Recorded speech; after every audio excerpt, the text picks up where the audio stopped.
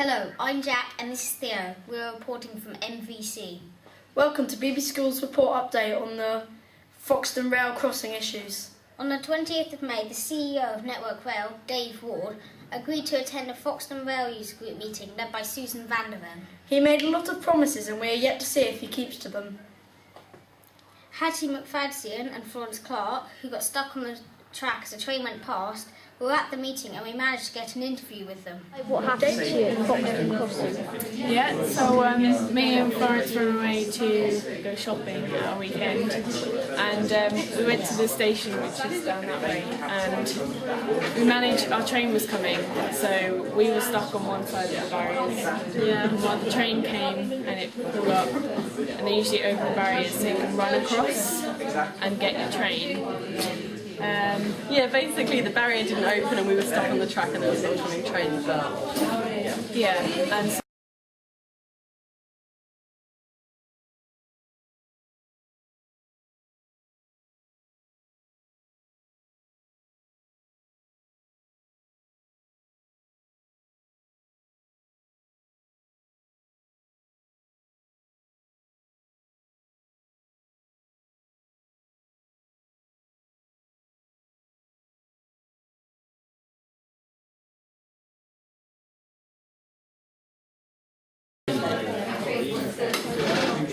Were you scared? At the time not really, but then like as an afterthought it is quite shocking that we were on the track and there was oncoming trains. It could have been a lot worse. the first thought is that we were actually angry that we couldn't get our train, because we wanted to go shopping, but afterwards it seems a bit of a scary thought. Yeah, it does. Dave Ward got a lot of complaints from angry rail users saying that he hasn't kept to the promises he made about fixing the crossing gates. He also said that if he could, he would put the beach there to the crossing tomorrow, if he could, but he needs permission from so many people. Tina Hughes, mother of a girl who was killed at the train crossing in Elsenham, was at the meeting and she was shocked by the fact that it was controlled by a person with no backup machines. Other rail users were also appalled that the gate, where so many people had been stuck before, was apparently being watched yet locked when people were inside. Unfortunately, until now, nothing had been done about it, and this has caused problems with the multiple people, including Hattie and Florence. And one person stated that there was clearly one failure per 5 days that could each kill, injure or terrify people. Now Dave Ward has promised to fix all the problems by the end of June. If he keeps his promise and fixes the problem, then we will hopefully have a safer crossing in the future that will not endanger lives or get anyone killed.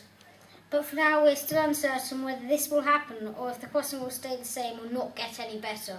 But the problem is that if the crossing doesn't get better, or if during this time to the end of June somebody gets caught in the crossing again, and will they be as lucky as Hattie and Florence, or will more people be hurt? As managing director, if anybody could cut through the red tape, you could. Our understanding was that we needed £50,000 to complete the new gates which were installed last summer.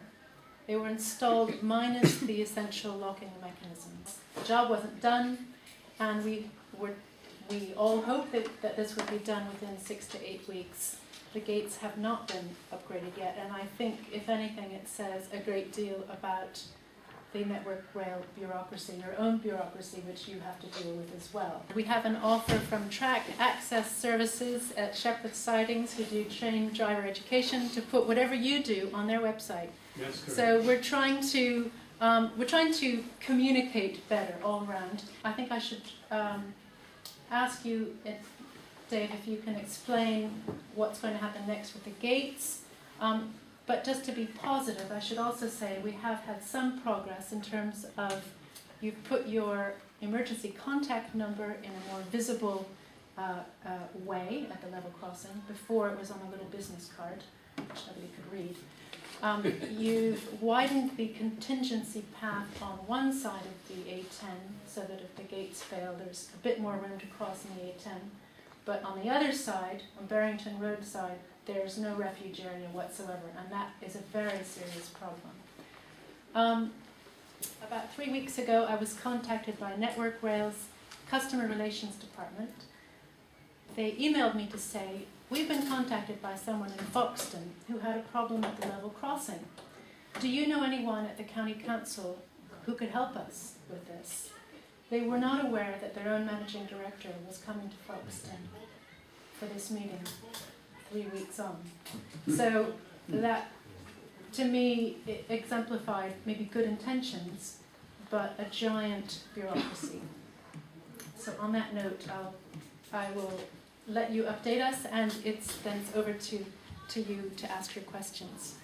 Thank you, Susan. I thought I might get a few curveballs tonight. I didn't anticipate that last one. Thank you for the opportunity to come here. As Susan said, my name's Dave Ward. I'm Group Managing Director for Network Rail Anglia. I've been in that post since November.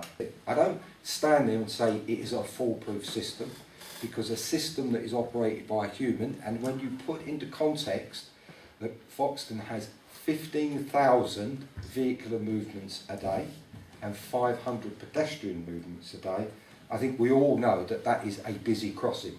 That is a crossing at time that gets obstructed by traffic, that can obstruct the view. It's also a crossing that has a lot of people, if you like, at certain times of the day going across. I think Susan's point was very well made back in February, when we looked at what was being said about the people's perception and their use and their concerns, is that we looked at a number of things. One was that, and I will slightly correct you, that when the new gates were put in, they did have a locking mechanism on them. They had a locking mechanism that is a very old, obsolete one, that for the technical thing is operated by a solenoid, so an electric circuit. That is the core reason why they're unreliable. We'll keep reporting this story until it's been sorted out. Thank you. Goodbye.